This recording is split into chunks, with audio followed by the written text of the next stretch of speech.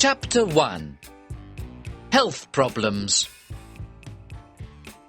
There were 4 of us: George, William Samuel Harris, myself, my friends call me Jay, and Montmorency. We were sitting in my room and were smoking and talking about our bad health.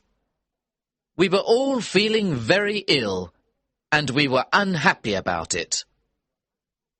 Harris said he felt dizzy sometimes. George felt dizzy too. My big problem was my liver. I knew I had a bad liver. I had read about all the symptoms of liver disease in a book.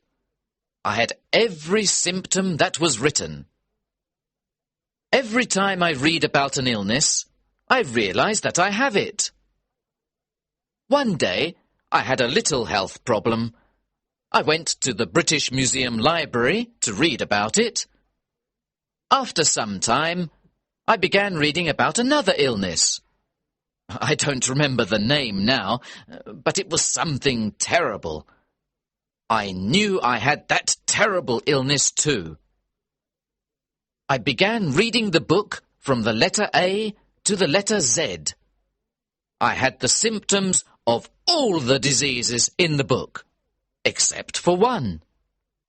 I didn't have housemaid's knee. This made me a bit unhappy. Why didn't I have housemaid's knee too? With all the diseases I had, I knew my life was short. I tried to examine myself. I tried to feel my heart. I tried to look at my tongue. When I had walked into the library, I had been a happy, healthy man. When I left it, I was a very ill man. I went to see my doctor. He is an old friend. Whenever I think I am ill, he examines me and says I'm fine. A doctor really must have practice. This time, I thought, he will get more practice with me than with 1,000 normal patients. After all, normal patients have only 1 or 2 diseases each. "Well, what's wrong with you?" he asked. I said, "If I tell you what is wrong with me, you will die before I finish. Life is too short. I'll tell you what is not wrong with me. I don't have housemaid's knee, but I have everything else." I told him about what I had read at the library. He looked at me carefully. He listened to my heart and looked at my tongue. After that, he wrote a prescription and gave it to me. I put it in my pocket and went out. I didn't read the prescription. I took it to the chemist's and gave it to him. He read it and gave it back to me. He said, "I don't have the things on the prescription." "But you're a chemist, aren't you?" I asked. He said, "You're right, sir. I'm a chemist. I don't have a shop and a hotel." I read the prescription. It said, "Every 6 hours, 1 pound of good fresh meat, 1 pint of beer. Every morning, 1 10-mile walk. Go to bed no later than 11 o'clock each night, and don't read books about things you don't understand." I followed the doctor's prescription. It saved my life. I now feel rather well, except for my liver problem. The main symptom of liver disease is a general feeling of sleepiness and no interest in working. I have suffered from this illness ever since I was a boy. Medical science was not advanced in those days. Doctors did not know that I had liver illness. They thought I was lazy. People called me a lazy little devil and said, "Go and do your work." They did not know I was ill with liver disease. Instead of giving me liver pills, they gave me blows on the head. Those blows were good for me, because after each blow, I went to do my work. That old remedy worked better than a box of modern pills. That evening, George, William Harris and I sat in my room. We described our illnesses. I explained to George and William Harris how I felt in the morning. William Harris told us how he felt when he went to bed. Then George stood up and told us how he felt at night. George always thinks he is ill, but there is really nothing wrong with him. At that moment, Mrs. Poppets, the housekeeper, served our dinner. We were not hungry. We ate some meat, onions, and cake. We had no interest in food. We began talking about our illnesses again. We all knew that our illnesses were caused by too much work. We need a rest, said Harris. A rest and a change, George added. Our minds are tired from too much work. We must rest our minds. Let's go to the countryside, I said. We'll find a nice, quiet place with no people. Harris said, Oh, how boring. In the country, everyone goes to bed at 8 o'clock. You can't even find a newspaper. If you want a rest and a change, then the best place is the sea. What a terrible idea, I said.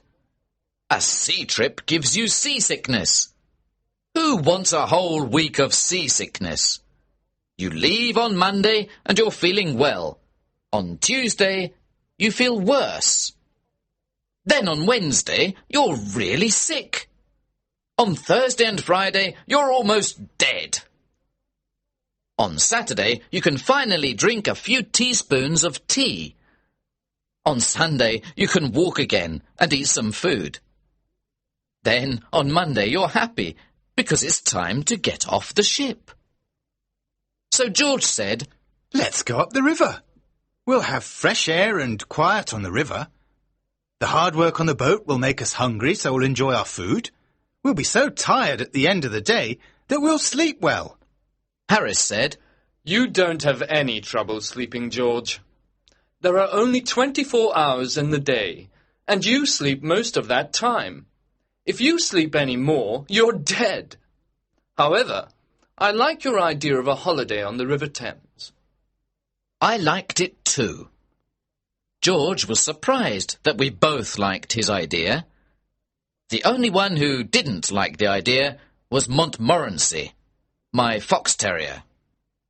He looked at us with his big eyes. You like the idea, but I don't, his face said. On the river, there's nothing for me to do. I don't like looking at the trees. I certainly don't smoke. If I see a rat, you won't stop the boat so I can run after it. When I'm asleep, you'll probably rock the boat, and I'll fall into the river. The whole idea is stupid. We were 3-1, so we decided to go on the river trip.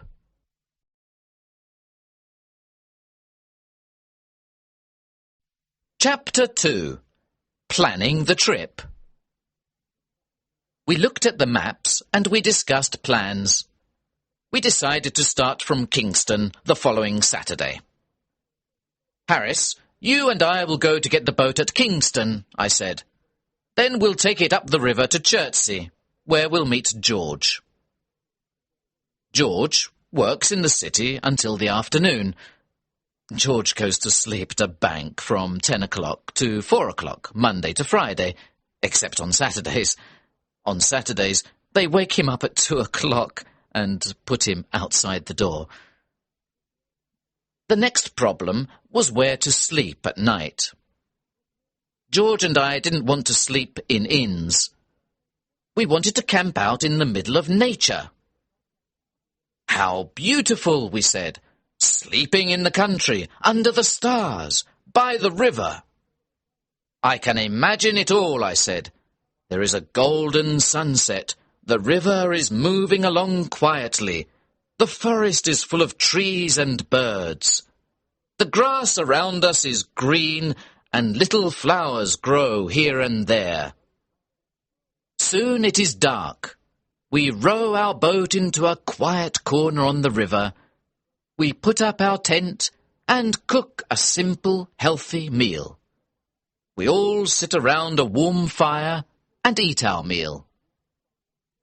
We look up and see the moon and the stars. Then we sit in silence. How wonderful this is! We go to bed and then we dream under the stars. We dream that the world is young again. As we all sat there dreaming, Harris said, "What happens if it rains?" There is nothing poetic about Harris. He is not romantic at all. If Harris ever has tears in his eyes, he is eating raw onions. If you stand by the sea with Harris and say, "Listen to the sounds of the sea. Can you hear spirits singing sad songs? The songs of those who died in these waters?" He will take you by the arm and say, "I understand, my friend. You're not feeling well. Now, come with me. I know a place around the corner here where you can get some good whiskey. You'll feel better soon." Harris always knows where you can find a good whiskey. Harris was right about camping out when it rains. It's not nice at all. Just imagine. It is evening. You are all wet. There is water in the boat, and all your things are wet. You find a place on the riverbank. You get out of the boat and pull out the tent. Now, two of you try to put it up. The tent is wet and very heavy. It is raining hard. The wind is blowing. The wet tent flies about. It falls on your head and makes you angry. It is difficult to put up a tent in good weather. It is impossible to do so in wet weather. The other man is of no help at all. He is a complete fool.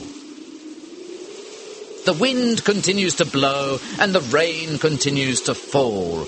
You look at the other man and say, "What are you doing with your side of the tent?" "What are you doing?" he answers. "Don't pull on your side," you shout. "I didn't pull. You pulled," he shouts. "You're doing everything wrong," you shout. "What?" he shouts. "I can't hear you." "You don't know how to put up a tent. We'll never put up this tent," you say. At this point, the third man has pulled the boat out of the water. He is completely wet. He wants to know why the tent isn't up yet. Everyone is wet and angry. Harris was right. Camping out in rainy weather is not a good idea. We decided to camp out in good weather and to sleep in an inn or a hotel in bad weather. Montmorency agreed with this decision. He likes inns and hotels. Montmorency doesn't like the quiet life. He prefers noise and confusion. He looks like a good, well-behaved dog, but he's not. When you look at Montmorency, you see an angel from paradise in the form of a small fox terrier. You think he is a sweet, gentle little dog. When old ladies and gentlemen look at him, tears come to their eyes. When he killed 12 chickens, and I paid for them, I changed my opinion of Montmorency. In 1 year, he had 114 street fights with other dogs. An angry woman brought me her dead cat and called me a murderer. Montmorency loves to join the worst dogs. He then takes them around town to fight other dogs. This is his idea of a happy life. Chapter 3. Packing. The following evening, we met again to discuss our plans. Harris said, Now, we must decide what to take with us. You get a piece of paper, Jay, and you get a pencil, George. I'll write the list. Harris is always like this. He tells everyone what to do, and he does nothing. My old Uncle Podger was just like Harris. When Uncle Podger did a job, everybody in the house helped. One day, Uncle Podger bought a picture. Aunt Podger asked, "Where can we put this picture?" Leave it to me. Don't worry about it. I'll do it all, Uncle Podger said. He sent one of the girls to buy the nails. Then he sent one of the boys to tell her the size of the nails.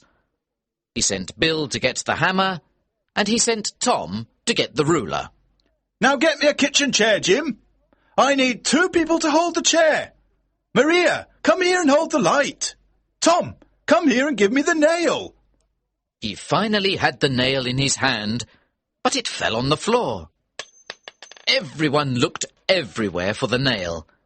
When someone finally found it, Uncle Podger lost the hammer. Where's the hammer? Where did I put the hammer? Help me find the hammer.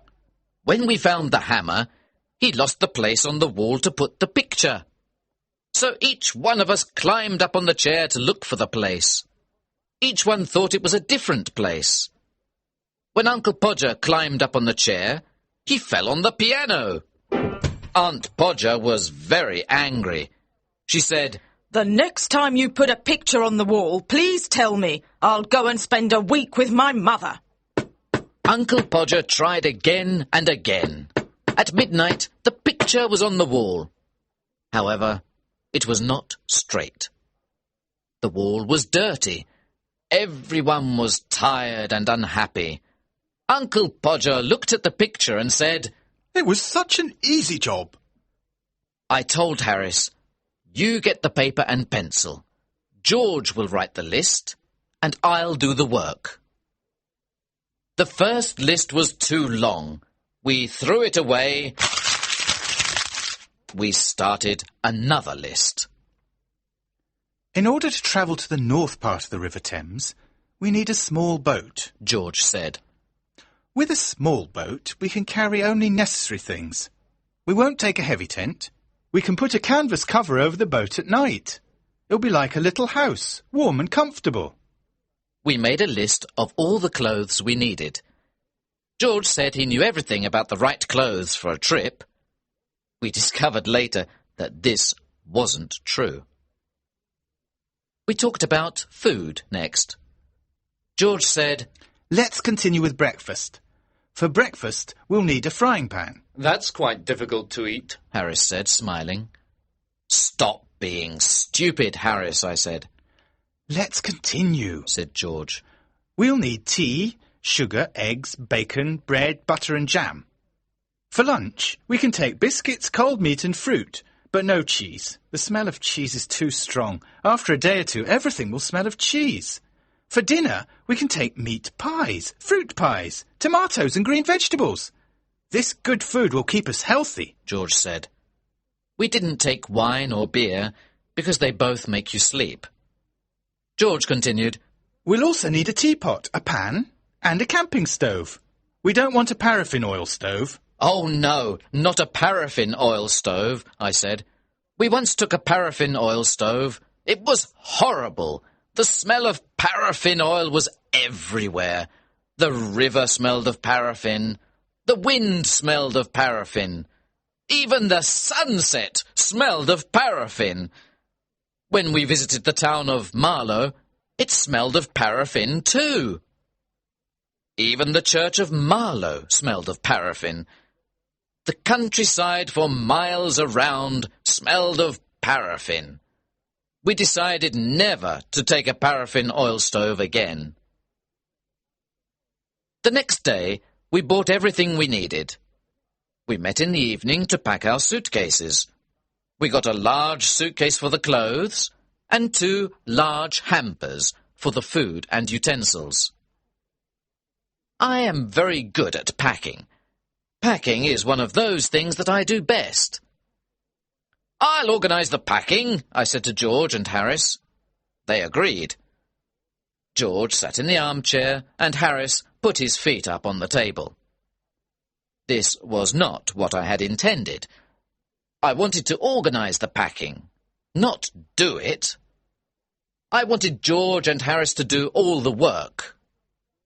However, I didn't say anything. I started packing the clothes. It took a long time, but I finally finished. I sat on the big suitcase to close it. George and Harris watched me. "Aren't you putting the boots in?" asked Harris. I'd forgotten them. "Why didn't you tell me before?" I said. Harris said nothing. George laughed. I was furious. I opened the suitcase again and packed the boots. Then an awful idea came to me. Did I pack my toothbrush? I started looking for it. I took everything out of the suitcase. I found George's toothbrush. I found Harris's toothbrush. But I didn't find mine. In the end, I found it inside a boot. I packed everything again. When I finished, George asked me, "Is the soap in the suitcase?" "I don't care about the soap," I answered. I sat on the big suitcase again to close it. Then I remembered that my cigarettes were in the suitcase. I opened it again and finally closed it at 10:50 p.m. There were still the 2 hampers to pack. Harris and George decided to pack them. I sat down to watch. Chapter 4. Ready for the trip. There were dishes, cups, bottles, pans, tomatoes, cakes, and many other things to pack in the hampers. As soon as George and Harris started packing, they broke a cup. And this was just the beginning. George is the worst packer in the world. When George dies, Harris will be the worst packer in the world. They walked on things and broke them. Harris put a big jar of jam on top of a tomato and crushed it. George stepped on a big packet of butter, and Harris sat on it. Soon there was butter everywhere. They packed the pies in the hamper, then they put heavy things on top of them. The pies were crushed, just like the tomato. In the middle of all this, there was Montmorency, of course. He put his leg in the sugar, and soon there was sugar everywhere. He ran away with the teaspoons. He pretended that the lemons were rats, and killed 3 of them. This was Montmorency's idea of fun. At 1 in the morning, the packing was finished. We were ready for bed. George said, "What time shall I wake you up?" Harris said, 7 o'clock. I said, 6 o'clock. Wake us up at 6:30, George, we said. It was Mrs. Poppets who woke me up the next morning. Do you know that it's nearly 9 o'clock? What? I shouted as I jumped out of bed. I woke up Harris and George. We began to get ready, and we remembered that we had packed our toothbrushes. So we went to get them out of the suitcase. This was not an easy job. At last, we were ready to eat breakfast. While we ate breakfast, George read the newspaper. He told us about the people killed on the river and about the bad weather report. George went to work, and Harris and I finished our breakfast. That morning, Montmorency invited 2 of his friends to the house. They fought most of the time. When we were finally ready, we carried our luggage to the road. We waited 20 minutes for a taxi. Taxis usually come every 3 minutes. A crowd of people was watching us. They looked at us, at Montmorency, and at Montmorency's friends. They looked at all our luggage. A big suitcase, a small bag, 2 big hampers, some pans, some umbrellas, 5 coats, and raincoats. At Waterloo Station, we took the 11:05 train to Kingston. At Kingston, our boat was waiting for us, below the bridge. Harris and I put our luggage in it. We got on the boat happily, but Montmorency was worried.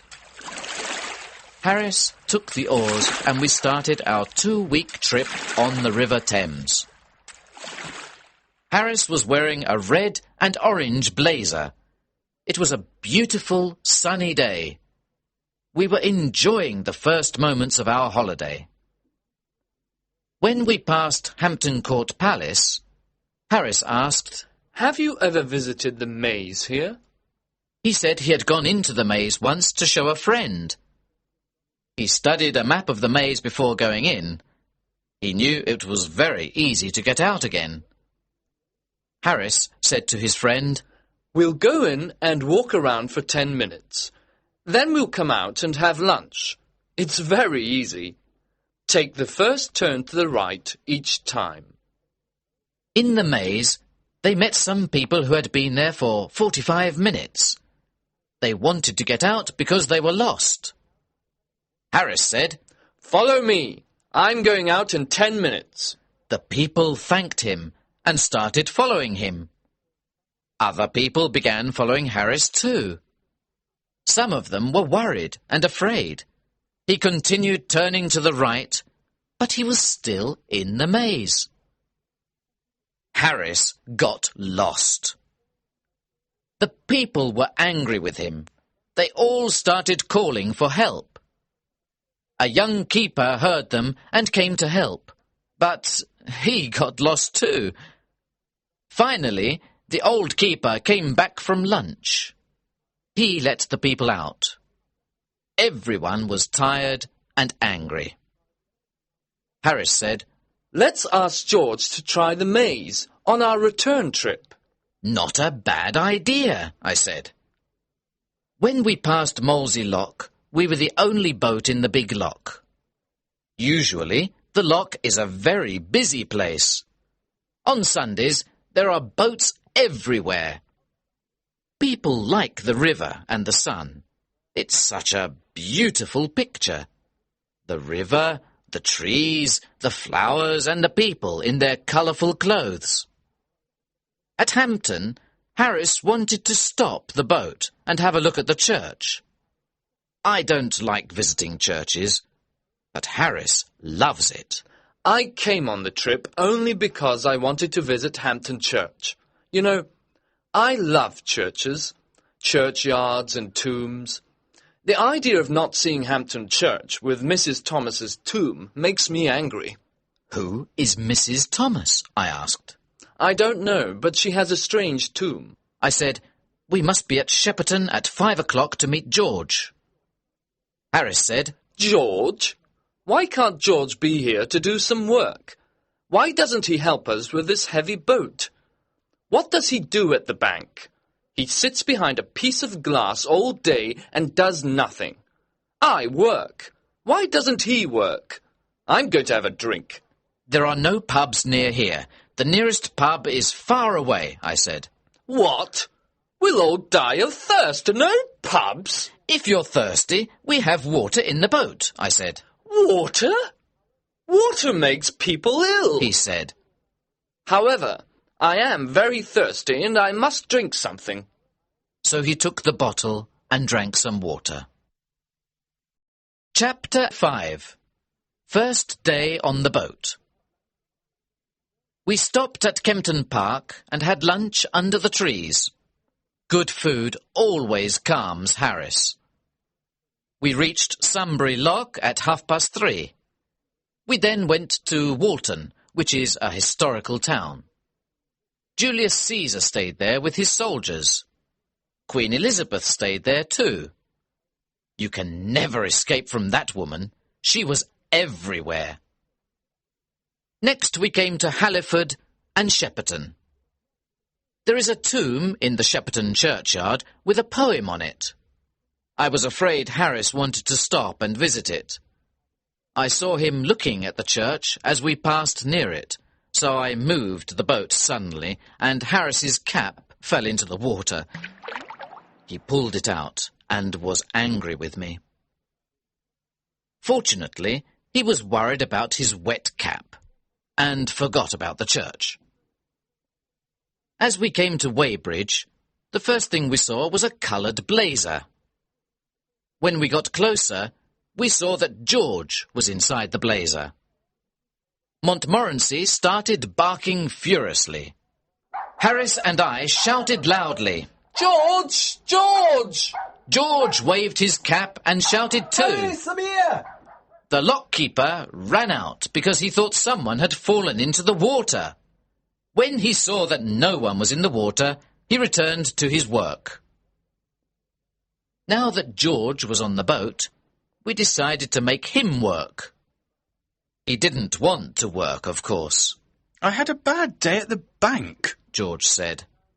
Harris, who is a little cruel, said, Now you're going to have a bad day on the river. A change is good for you. It's healthy. Come on, get out of the boat and tow. George didn't know what to say. After a moment, he said, It's better if I stay here and prepare tea.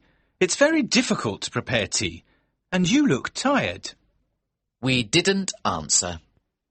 We gave him the rope. He started walking and pulling the boat. I remember that George once saw a young couple who were walking on the side of the river. They were pulling a rope behind them, and they were talking. They didn't notice that there was no boat at the end of the rope. They had probably had a boat at the end of the rope when they started, but they had lost it. When George saw this, he took the rope out of the water. Then he tied it to his own boat. So the young couple towed George and his 3 fat friends up to Marlow. When they looked back, they saw that they were towing a boat that was not theirs. The young man was surprised and angry.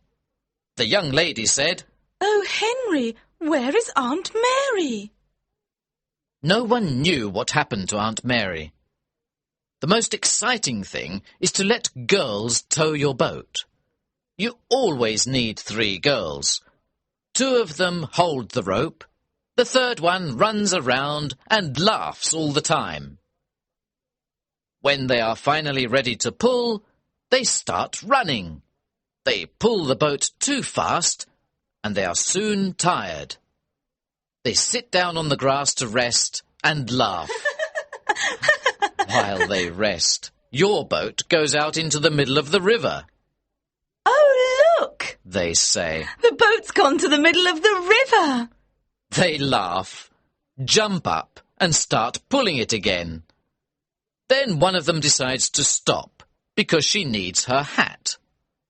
Then another wants her red shawl. Now one of them needs a comb for her hair. The other wants her handkerchief. This goes on for most of the afternoon. It is never boring when 3 girls tow a boat. George towed us to Penton Hook. We stopped there and decided to spend the night on the boat. We found a pretty place. We tied our boat to a big tree. We were all hungry and we wanted to eat. However, George said, No, let's put the canvas cover on the boat first. It'll only take a few minutes. It looked simple, but it wasn't. There were 5 metal rods. You put them into special holes on the side of the boat. I didn't think this was dangerous work, but it was. I'm surprised that we are still alive to tell the story. First of all, the metal rods did not go into their holes. We jumped on them, kicked them, and pushed them. When the rods were in their holes, we tried to put the canvas cover on the boat. George took one part of the cover. He tied it at the front of the boat. Harris stood in the middle to help George with the cover. George did his job well, but Harris was completely confused. After 10 minutes of hard work, Harris was inside the cover. He was fighting to get out. He, accidentally, knocked George over. Now George was inside the cover too. They fought with the cover. I heard some very bad words. I thought the job must be very difficult. I didn't understand what was happening. George and Harris had told Montmorency and me to stand at the back of the boat. We did exactly that. We waited quietly. We saw the cover moving violently, but we thought this was the correct method. After a long time, we heard George shout, "We can't breathe under here! Why don't you help us, you idiot?" When someone calls for help, I always answer. I went to help them. Poor Harris! His face was almost black. Chapter 6. Harris makes scrambled eggs. As soon as the cover was in place, we started to prepare supper. We wanted some hot water to make tea. We put the tea kettle on the stove. We pretended that we were not interested in the water. We wanted the water to think that we did not care about it. We began to prepare supper. This was the only way to make the water boil on a boat. If the water knows you are waiting for it, it will never get hot. You must not look at it. It's a good idea to shout, "I don't want any tea! Do you, George?" George shouts back, "Oh no, I don't like tea. I'll have milk." "And you, Harris?" Tea is terrible. I never drink it. I'll have lemonade. This makes the water very angry. At this point, the water will boil. We really wanted that supper. We needed that supper. For 35 minutes, nobody spoke. We just ate and ate. Finally, we all had full stomachs and we were happy.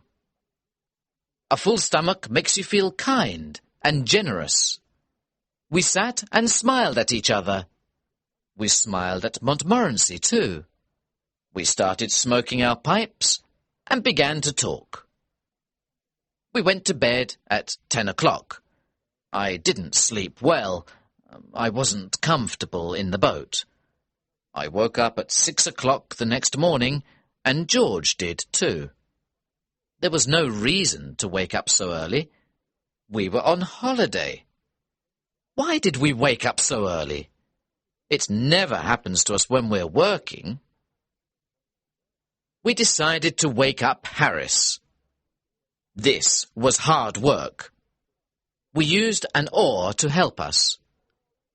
Harris moved a bit and said, "I'll be downstairs in a minute. Get my best boots ready, please." We tried again with a boat hook.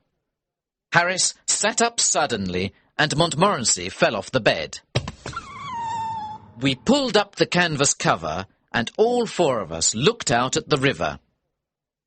We were very cold. We had planned to go swimming, but the water looked so cold and wet. "Well, who's going swimming first?" asked Harris. No one wanted to be first. George decided to get dressed. Montmorency barked with horror at the idea. Harris went to look for his trousers. I decided to go to the river bank and throw some water on myself. I held on to the branch of a tree as I moved to the water. It was very cold, and I decided not to wet myself.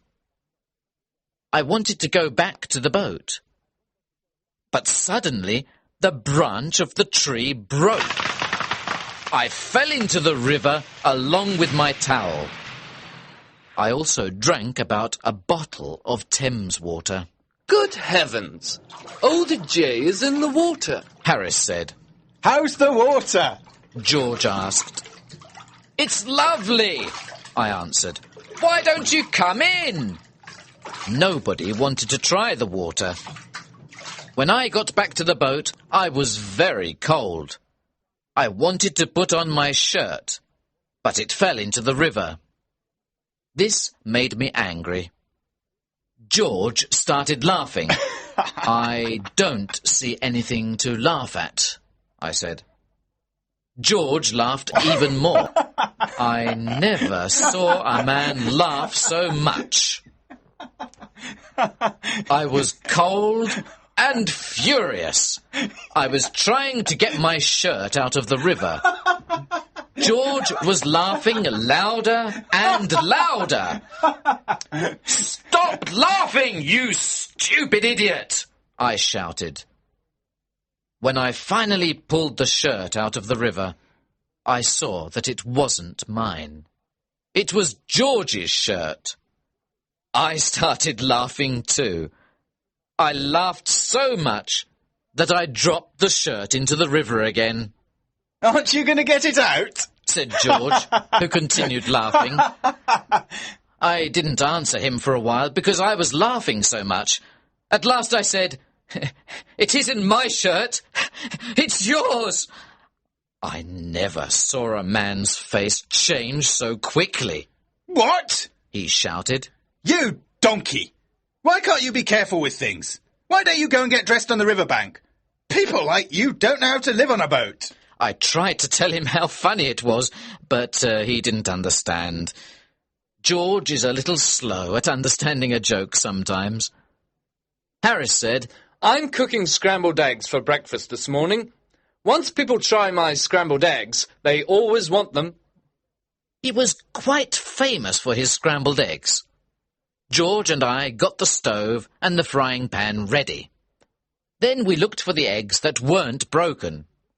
We found only 6 of them. Now you can start, we said. Breaking the eggs was difficult for Harris. The eggs got on his trousers and went up his arms. He put 6 eggs into the frying pan. Then he sat down by the stove and mixed them with a fork. George and I saw that it was difficult work. Harris often burnt his fingers. Then he danced around the stove. He waved his hands in the air and shouted. George and I thought that this was an important part of his cooking method. We didn't know what scrambled eggs were. We thought they were some sort of Red Indian food, and to cook them correctly, it was necessary to do special dances with magic words.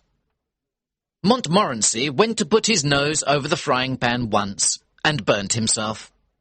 He too began dancing around and barking. It was interesting and exciting to watch this show. George and I were sorry when it was finished. When the scrambled eggs were ready, there was very little to eat. 6 eggs had gone into the pan, but all that came out was a teaspoon full of burnt eggs. The problem is the frying pan, Harris said. I need another type of pan and another stove. We decided not to try scrambled eggs again until Harris had the right pan and stove.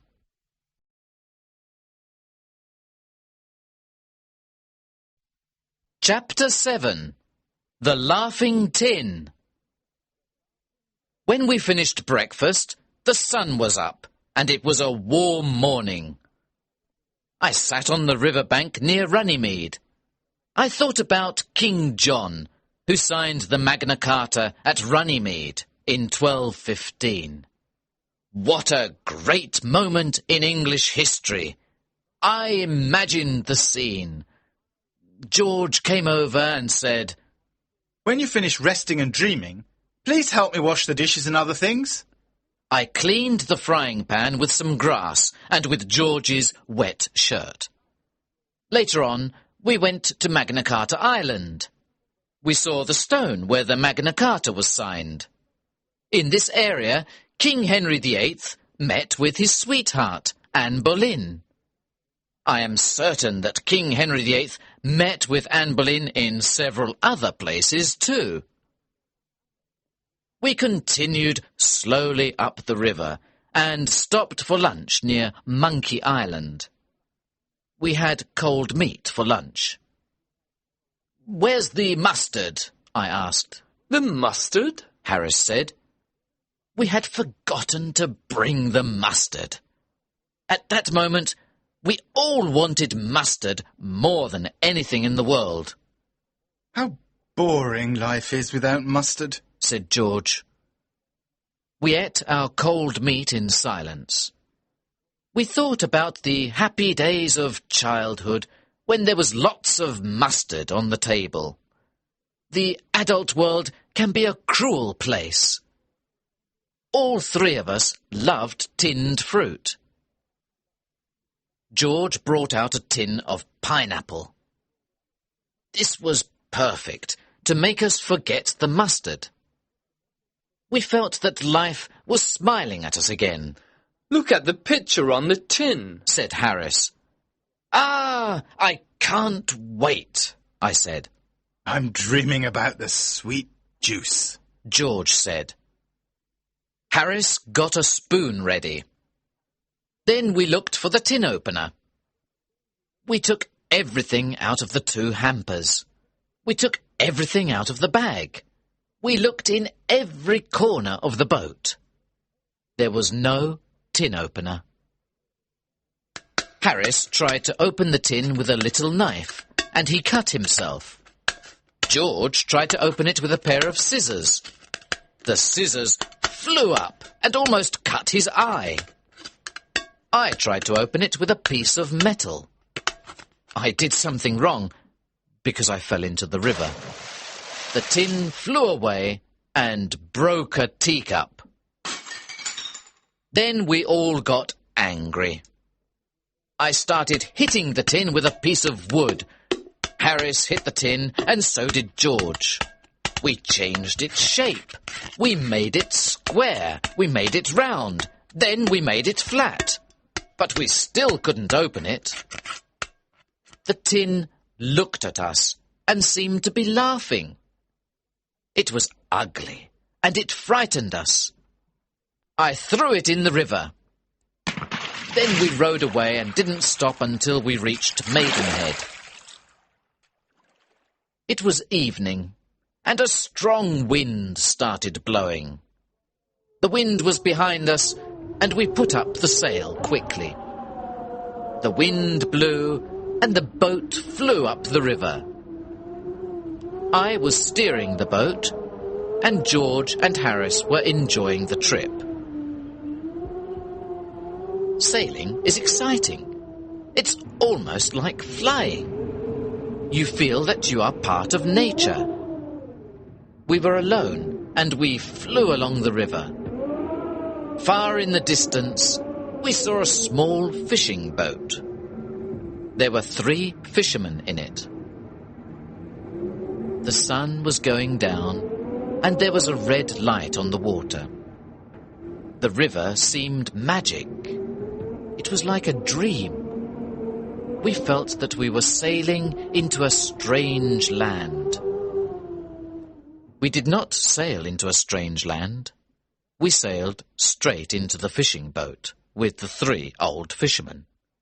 At first, we didn't know what was happening, but when we heard the bad words that came from the other boat, we knew we were near people. We also knew that those people were not happy. The 3 old fishermen fell off their seats. There were fish all over them.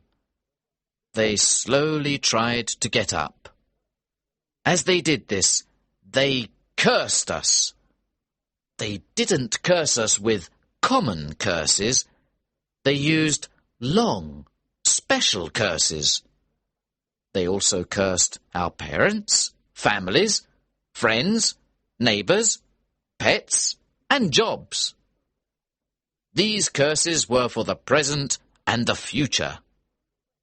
Harris stood up and said, Be thankful for a bit of excitement in your lives.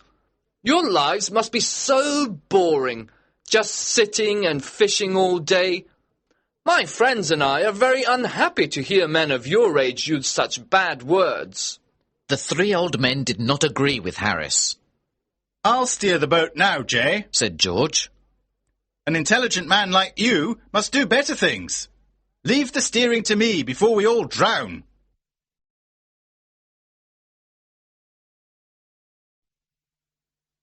Chapter 8. Montmorency meets a cat.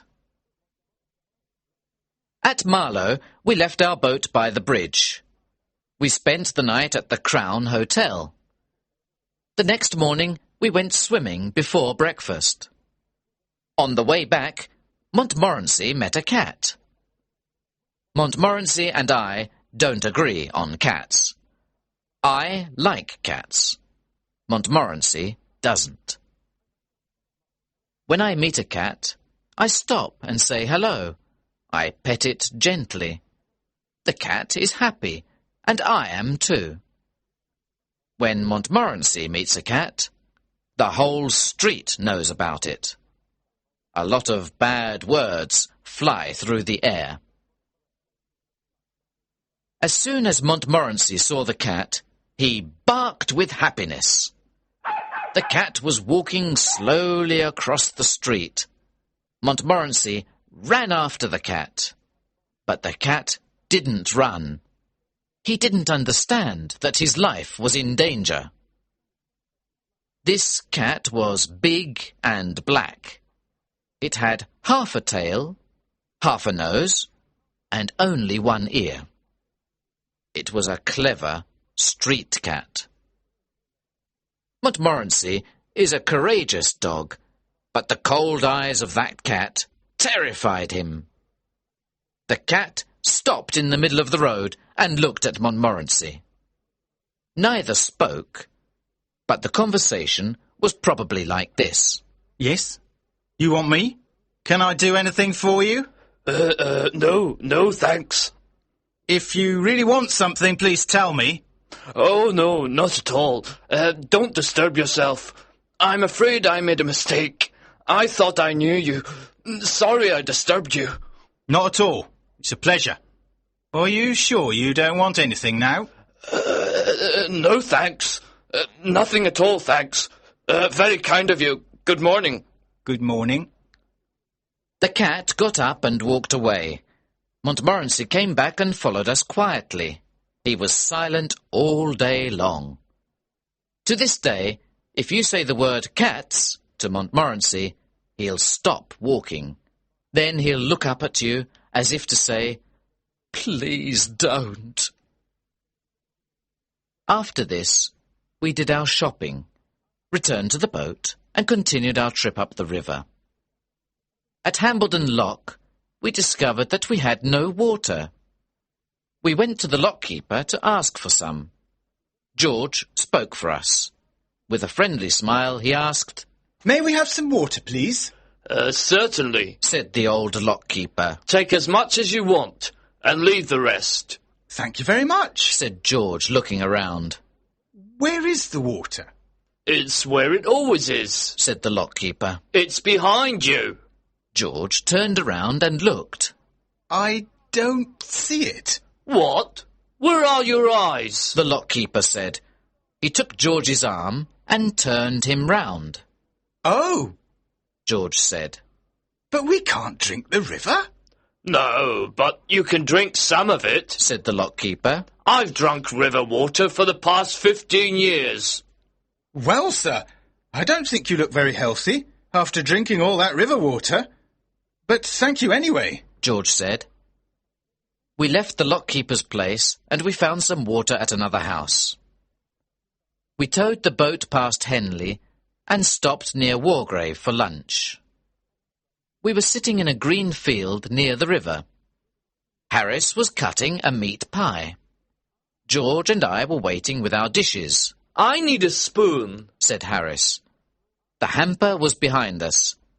George and I both turned around to get a spoon. In 5 seconds we had the spoon. When we turned back, Harris and the meat pie were gone. Disappeared. It was a wide, open field. There were no trees nearby. Harris did not fall into the river, because the river was far from us. George and I looked all around. Then we looked at each other. "Has he gone up to heaven?" I asked. Angels don't take meat pies to heaven, George said. "You're right," I agreed. Then there's been an earthquake, George said. I'm sorry he had the meat pie with him. Sadly, we looked at the place where Harris and the meat pie were sitting. Then, with horror, we saw Harris's head. Only his head. It was in the grass. His face was red and furious. George was the first to speak. Say something. Are you dead or alive? Where is your body? Oh, don't be an idiot, Harris shouted. I think you made this happen. You told me to sit there. It's your stupid joke. Here, take the pie. Harris didn't know it, but he was sitting next to a big hole. The long grass covered it. He fell into the deep hole without knowing anything. At first, he thought that it was the end of the world. Harris still thinks that George and I planned it all. Chapter 9. Fighting Swans. After lunch, a gentle wind pushed us up the river past Wargrave and Ship Lake. We got out of the boat at Sunning and walked around the village. Sunning is a lovely village. Everything is clean and beautiful. Each house is covered with roses. We decided to return to one of the Ship Lake Islands to spend the night. George said, Let's have a special supper tonight. Let's make an Irish stew. We can put everything into one big pan. What a wonderful idea, Harris and I said. I'll get the wood and make a fire, George said. You two can peel the potatoes. This was a very big job. We were happy and excited, but when we peeled our first potato, we understood that this was not exciting. It was hard work. The first potato we peeled looked like a pea. George looked at it and said, No, there's no potato left. Do it like this. We worked hard for half an hour, but we peeled only 4 potatoes. We refused to continue. Well, just put the potatoes in without peeling them. Let's add some carrots and other vegetables. Look in the hampers and take out all the pieces of old food. We'll put them in the stew. You can put anything in a stew. We found half a pork pie, a tin of fish, and a few broken eggs. We added these to the stew. Montmorency watched us carefully and then left. After a while, he returned with a dead rat in his mouth. He wanted to add something to the stew too.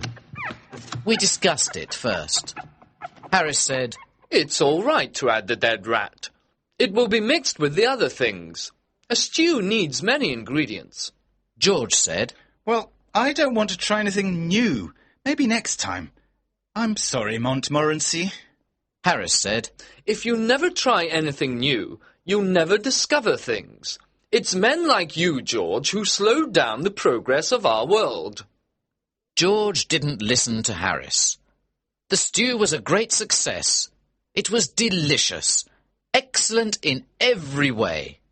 We all really enjoyed it. After the Irish stew, George and I decided to go to Henley for an evening walk. Harris wanted to stay on the boat and drink a whiskey. When we returned to the boat, Harris was sad and confused. What happened to you, Harris? Swans, he said. We had left the boat near a swan's nest. When George and I were in Henley, Mrs. Swan came back to the nest. She started to shout at Harris. Harris frightened her away. She went to get her husband, Mr. Swan. Harris had a terrible fight with these two swans. Harris finally won the fight. However, half an hour later, Mr. and Mrs. Swan returned with 18 other swans. There was a horrible fight. The swans attacked Harris and tried to pull him off the boat. They wanted to drown Harris and Montmorency. Harris fought with courage for 4 hours. In the end, he killed them all. Then they slowly swam away to die. How many swans were there? George asked. 32, said Harris, who was sleepy. But you said 18 before. George said. No, I didn't. I said 12. Do you think I can't count? We never discovered the truth about the swans. We asked Harris about it the next morning. He said, What swans? He thought that George and I were dreaming. That night, Harris had trouble sleeping. He woke me up about 12 times during the night. He was looking for his clothes. George woke up too. Why do you need your trousers? It's the middle of the night, George said. Later, Harris was looking for his shoes. Then he asked for his socks and his umbrella. We woke up late the next morning. We had a small breakfast, and we were ready to go. We agreed that we would row the boat and not tow it. Harris said, George, you and Jay can row. I'll steer. I didn't like this idea, and I said, No, Harris, you and George row so that I can rest. I was doing too much work on this trip. I always think that I work too much. It's not because I don't like work. I love it. I find it very interesting. I can sit and look at it for hours. You can't give me too much work. I like collecting it. My office is full of it. I'm very careful with my work too. Some of the work in my office has been there for years. It is in perfect condition. It isn't dirty or anything. That's because I take good care of it. Harris said, On this boat, I'm the only one who works. George said, You do nothing but eat and sleep, Harris. I'm the only one who works. You and Jay are very lazy people. Harris laughed and said, George, work? Have you ever seen George work? I agreed with Harris. George never worked. How do you know if I work, Harris? You're always sleeping except at meal times. Have you ever seen Harris awake except at meal times? George asked me. I agreed with George. Harris worked very little on the boat. Oh, please. I do more work than old Jay, Harris said. Well, it's difficult to do less work than old Jay, George added. Old Jay thinks he's a passenger and doesn't need to work, Harris said. After this discussion, I said to Harris, You and George row the boat up to Reading. At Reading, I'll tow it. Chapter 10. 3 Men Out of a Boat. We reached Reading at about 11 o'clock. The river here is very dirty, so we moved on to Streatley.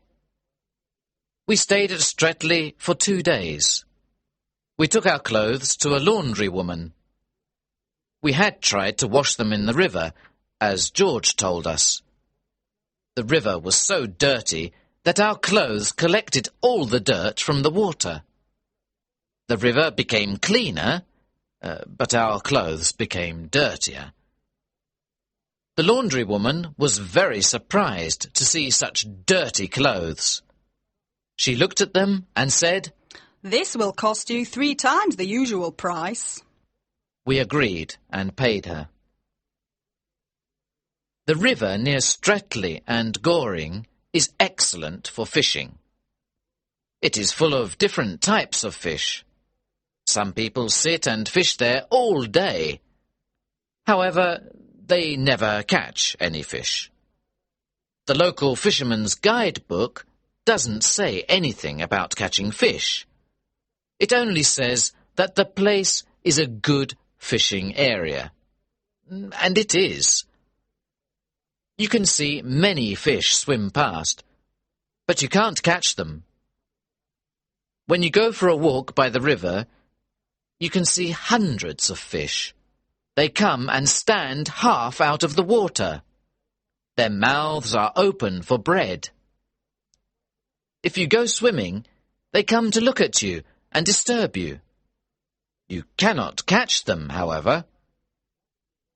We passed by Wallingford and Dorchester. Both are ancient British towns. In the days of the Roman Empire, the Romans camped here and built fortifications. We spent the night at Clifton Hampden, which is a pretty village. We finally arrived at Oxford and spent 2 excellent days there. Oxford is a beautiful town with its old university. Oxford is also full of dogs. Montmorency was very happy. He had 11 dog fights on the first day and 14 on the second day. He probably thought he was in heaven. We left Oxford on the 3rd day to return home to London. When we left Oxford, it was raining. The rain continued without stopping. When it's sunny, the river is a dream. But when it's rainy, the river is brown and unfriendly. It rained all day. At first, we pretended to enjoy it. Well, this is a nice change. Too much sunshine is boring. Nature is beautiful even when it rains, I said. Yes, Harris said. It's good to see the river in all kinds of weather. The rain is good for you. I can't understand people who are afraid of a little rain. Harris and I sang songs, and we were quite happy. George did not agree. He stayed under the umbrella. We put up the canvas cover before lunch. We left a little opening to see where we were going. We continued our trip for another 9 miles. We stopped for the night at Day's Lock. We did not have a happy evening. The rain never stopped. Supper was not good. We were really tired of cold meat. We dreamt about our favourite foods. Harris talked about fish cooked in a special sauce. Harris gave his cold meat to Montmorency. He looked at it and turned his head. He seemed insulted by Harris's offer. He went to sit at the other side of the boat, alone. George said, "Please don't talk about good food until I finish this cold meat." We played cards after supper. After that, we had some hot water and whiskey. George told us about a man he knew. This man had slept on the river in a wet boat, like ours. He got very ill and died 10 days later. Of course, we began talking about other illnesses. After a while, Harris said, I've got an awful headache. It must be the rain. Well, I've got a bad backache, I said. To make us feel happier, George sang to us. That made Harris and I cry, and it made Montmorency howl. There was nothing else to do, So we went to bed. We didn't sleep well at all. We were awake at 5 o'clock the next morning. Our second rainy day was the same as the first. It rained all day. We moved slowly along the river. We agreed to continue our trip, even if it killed us. It's only 2 more days, Harris said. We're young and healthy. Maybe we'll be all right. We talked about our evening. With this weather, we can have dinner and take a walk in the rain. Or we can have dinner and spend an hour in a pub, I said. That's not very exciting, said George. It's much more interesting to go to the Alhambra Theatre in London, said Harris. And then have supper at that little French restaurant, I added. But we have decided to stay and die on this boat, said George. However, there's a train that leaves Pangbourne after 5 o'clock. It gets to London in time to eat something and then go to the theatre. Everyone was silent. We didn't say one word. We looked at one another. Then we got out the big bag and got our clothes ready. 20 minutes later, 3 men and a dog were going to the railway station. We lied to the boatman at Pangbourne. We didn't have the courage to tell him the truth. We were running away from the rain. We asked him to take care of the boat until the next morning. If something happens, we'll write to you, we said, telling him a big lie. We reached Paddington Station at 7 o'clock. We went directly to the restaurant and had a small meal. Montmorency stayed at the restaurant while we went to the theatre. We'll return at 10:30 for the dog and for a good supper, I told the restaurant owner. The man at the ticket office of the theatre said, Oh, you're the famous acrobats from the Himalaya Mountains. You're late for the performance. Please use the side door. We explained to him that we were not acrobats. He understood and sold us 3 tickets. Our clothes probably looked a bit old and strange. At the Alhambra Theatre, everyone looked at our clothes and smiled. Some people laughed. After the theatre, we went back to the restaurant. We enjoyed our delicious supper. After 10 days of eating cold meat, we were thankful for this supper. We ate it without speaking. Then we sat back and felt happy and kind. Harris, who was sitting next to the window, pulled back the curtain. He looked at the wet street. It was rainy and dark. The wind was blowing. A few people walked past under their umbrellas. Harris took his glass and said, Well, we had a good trip, and I say thank you to old Father Thames. But I think we were right to come back when we did. Here's to 3 men well out of a boat. Montmorency stood on his back legs in front of the window. He looked at the wet night and gave a short bark of agreement.